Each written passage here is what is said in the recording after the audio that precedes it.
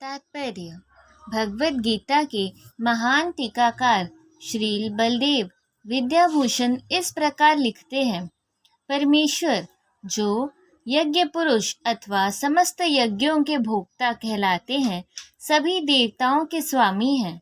और जिस प्रकार शरीर के अंग पूरे शरीर की सेवा करते हैं, उसी तरह सारे देवता उनकी सेवा करते हैं।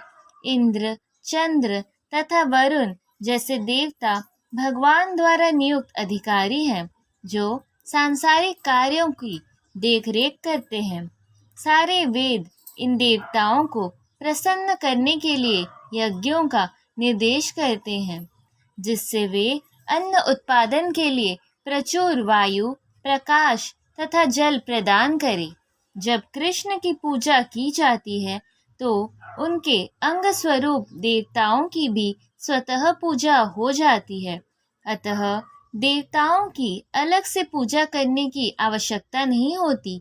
इसी हेतु कृष्ण भावना भावित भगवत भक्त सर्वप्रथम कृष्ण को भोजन अर्पित करते हैं और तब खाते हैं। यह ऐसी विधि है जिससे शरीर का आध्यात्मिक पोषण होता है। ऐसा करने से न केवल शरीर के विगत पापमय कर्मफल नष्ट होते हैं, अपितु शरीर प्रकृति के समस्त कर्मक्षों से निरापद हो जाता है। जब कोई छूत का रोग फैलता है, तो इसके आक्रमण से बचने के लिए रोगानुरोधी टीका लगाया जाता है। इसी प्रकार भगवान विष्णु को अर्पित करके ग्रहण किए जाने वाला भोजन हमें भौतिक संदूषण से निरापाद बनाता है, और जो इस विधि का अभयस्थ है, वह भगवत भक्त कहलाता है। अतः कृष्ण भावना भावित व्यक्ति जो केवल कृष्ण को अर्पित किया गया भोजन करता है, वह उन समस्त विगत भौतिक दूषणों के फलों का सामना करने में समर्थ होता है, जो आत्म साक्षात्कार के मार्ग से बाधक बनते हैं। इसके विपरीत जो ऐसा नहीं करता, वह अपने पाप पूर्ण कर्म को बढ़ाता रहता है, जिससे उसे सारे पाप फलों को भोगने के लिए अगला शरीर कुकुरों सुकुरों के समान मिलता है। यह भौतिक जगत नाना कल्मषों से पूर्ण है, और जो भी भगवान के प्रसाद को ग्रहण करके उनसे निरापद हो लेता है, वह उनके आक्रमण से बच जाता है।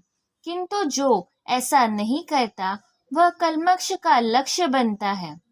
अन्न अथवा शाक वास्तव में खाद्य है।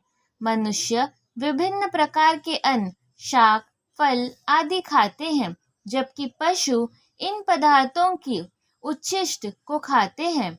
जो मनुष्य मांस खाने के अभ्यस्त हैं, उन्हें भी शाक के उत्पादन पर निर्भर रहना पड़ता है, क्योंकि पशु शाक ही खाते हैं। अतएव हमें अनंत तवा खेतों के उत्पादन पर ही आश्रित रहना है, बड़ी बड़ी फैक्ट्रियां के उत्पादन पर नहीं। खेतों का यह उत्पादन आकाश से होने वाली प्रचुर वर्षा पर निर्भर करता है, और ऐसी वर्षा इंद्र, सूर्य, चंद्र आदि देवताओं के द्वारा नियंत्रित होती है। ये देवता भगवान के दास हैं। भगवान को यज्ञों के द्वारा संतुष्ट रखा जा सकता है। अतः जो इन यज्ञों को संपन्न नहीं करता, उसे अभाव का सामना करना होगा। यही प्रकृति का नियम है। अतः भोजन के अभाव से बचने के लिए यज्ञ, और विशेष रूप से इस युग के लिए संतुष्ट संकीर्तन यज्ञ संपन्न करना चाहिए। वेदों में नियमित कर्मों का विधान है, और ये वेद साक्षात श्री भगवान परम ब्रह्मा से प्रकट हुए हैं। फलतः सर्वव्यापी ब्रह्म यज्ञ कर्मों में सदा स्थित रहता है। तात्पर्य। इस श्लोक में यज्ञार्थ कर्म अर्थात कृष्ण को प्रसन्न करने के लिए कर्म की आवश्यकता को भली भांति विवेचित किया गया है।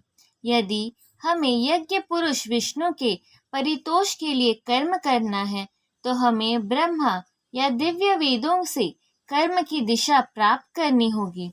अतः सारे वेद कर्मदेशों की संहिताएं हैं। वेदों के निर्देश के बिना किया गया कोई भी कर्म विकर्म या अवैध अथवा पाप पूर्ण कर्म कहलाता है। अतः कर्म फल से बचने के लिए सदैव वेदों से निर्देश प्राप्त करना चाहिए। जिस प्रकार सामान्य जीवन में राज्य के निर्देश के अंतर्गत कार्य करना होता है, उसी प्रकार भगवान के परम राज्य के निर्देशन में कार्य करना चाहिए। वेदों में ऐसे निर्देश भगवान के श्वास से प्रत्यक्ष प्रकट होते हैं। कहा गया है, चारों वेद ऋग्वेद, यजुर्वेद, सामवेद तथा अथर्ववेद भगवान के श्वास से उद्भूत हैं। ब्रह्म संहिता से प्रमाणित होता है कि सर्वशक्तिमान होने के कारण भगवान अपने श्वास के द्वारा बोल सकते हैं।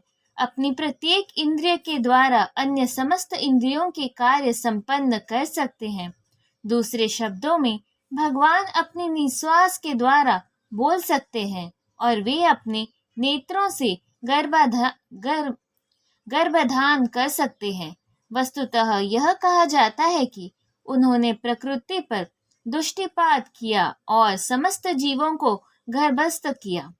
इस तरह प्रकृति के गर्भ में बद्ध जीवों को प्रविष्ट करने के पश्चात उन्होंने उन्हें वैदिक ज्ञान के रूप में आदेश दिया, जिससे वे भगवत धाम वापस जा सके।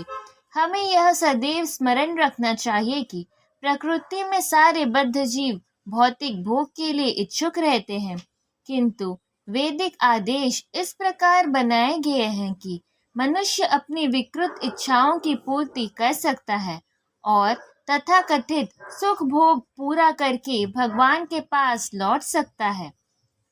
बद्ध जीवों के लिए मुक्ति प्राप्त करने का यह सुनहरा अवसर होता है। अतः उन्हें चाहिए कि कृष्ण भावना भावित होकर यज्ञ विधि का पालन करें। यहाँ तक कि जो वैदिक आदेशों का पालन नहीं करते, वे भी कृष्ण भावनामृत के सिद्धांतों को ग्रहण कर सकते हैं, जिससे वैदिक यज्ञों या कर्मों की पूर्ति हो जाएगी। हे प्रिय अर्जुन, जो मानव जीवन में इस प्रकार वेदों द्वारा स्थापित यज्ञ चक्र का पालन नहीं करता, वह निश्चय ही पापमय जीवन व्यतीत करता है। ऐसा व्यक्ति केवल इंद्रियों की तुष्टि के लिए व्यर्थ ही जीवित रहता है। तात्पर्य: इस श्लोक में भगवान ने कठोर परिश्रम करो और इंद्रिय तृप्ति का आनंद लो इस सांसारिक विचारधारा का तिरस्कार किया है। अतः जो लोग इस संसार में भोग करना चाहते हैं, उन्हें उपयुक्त यज्ञ चक्र का अनुसरण करना परमावश्यक है। जो ऐसे विधि विधानों का पालन नहीं करता, अधिकाधिक तिरस्कृत होने के कारण उसका जीवन अत्यंत संकटपूर्ण रहता है। प्रकृति के नियमानुसार यह मानव शरीर विशेष रूप से आत्म साक्षात्कार के लिए मिला है, जिसे कर्म योग, ज्ञान योग या भक्ति योग में से किसी एक विधि से प्राप्त किया जा सकता है। इन योगियों के लिए यज्ञ संपन्न करने की कोई आवश्यकता नहीं रहती, क्योंकि ये पाप पुण्य से परे होते हैं। किंतु जो लोग इंद्रिय तृप्ति में जुटे हुए हैं, उन्हें पूर्वोक्त यज्ञ चक्र के द्वारा शुद्धिकरण की आवश्यकता रहती है। कर्म के अनेक भेद होते हैं। जो लोग कृष्ण भावना भावित नहीं हैं, वे निश्चय ही विषय परायण होते हैं। अतः उन्हें पुण्य कर्म करने की आवश्यकता होती है। यज्ञ पद्धति इस प्रकार सुनियोजित है कि विषयोन्मुख लोग विषयों के फल में फंसे बिना अपनी इच्छाओं की पूर्ति कर सकते हैं। संसार की संपन्नता हमारे प्रयासों पर नहीं, अपितु परमेश्वर की पृष्ठभूमि योजना पर निर्भर है, जिसे देवता संपादित करते हैं। अतः वेदों में वर्णित देवताओं को लक्षित करके यज्ञ किए जाते हैं। अप्रत्यक्ष रूप में यह कृष्ण भावनामृत का ही अभ्यास रहता है, क्योंकि जब कोई इन यज्ञों में दक्षता प्राप्त कर लेता है, तो वह अवश्य ही कृष्ण भावना भावित हो जाता है। किंतु यदि ऐसे यज्ञ करने से कोई कृष्ण भावना भावित नहीं हो पाता तो इसे कोरी आचार संहिता समझना चाहिए। अतः मनुष्यों को चाहिए कि वे आचार संहिता तक ही अपनी प्रगति को सीमित न करें, अपितु उसे पार करके कृष्ण भावनामृत को प्राप्त हो।